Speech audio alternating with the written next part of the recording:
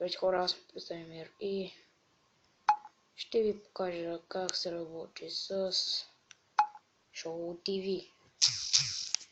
Така, вие като цяло трябва да имате това и кликате в Show.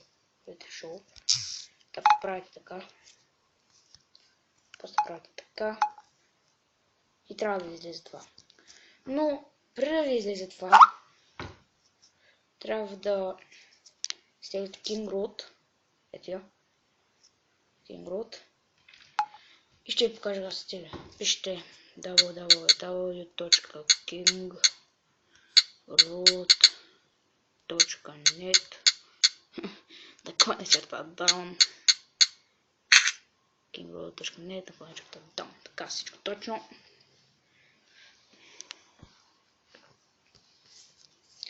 И теглите това първото, което ви излезе.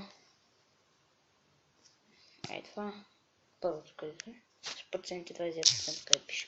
Така, и после телефона трябва да направите следното. Да влезете в KingRoot, да кликнете този големия бутон, където пише Today Nature Root Access 30 times. Добре, what the fuck. Добре. И после тук. И тук. Това не трябва да го кликате. Така. И влезате си в Show TV и започвате. Това рекорд скрин, за да записвате на екрана. Това също записвате екрана, но от вашия IP адрес. Тук спирате на каква игра снимате. Ще избера на Minecraft. Тук избирате колко да ви спре стрима или клипа. Аз ще сложа в след 12 минути. Това е. Тук са ви рекордванията.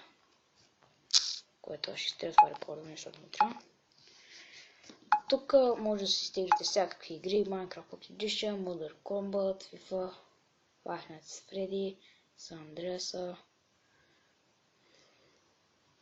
Само да проверя дали май на тук игра, което ми е много любимо. Има Терария вече ли баси? Counter-Strike Portable има.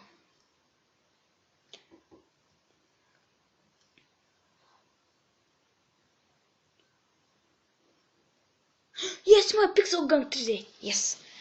И след клипа ще се изтегля. Хора, това мисля да е за видео. Един момент. Тук може да гледате на какви игри в момента се правят стримовете. Тук се правят в момента стрим на Minecraft. И това е. Мисля, това е клипа. Надявам се да ви хареса. Надирайте, абонирайте в социалните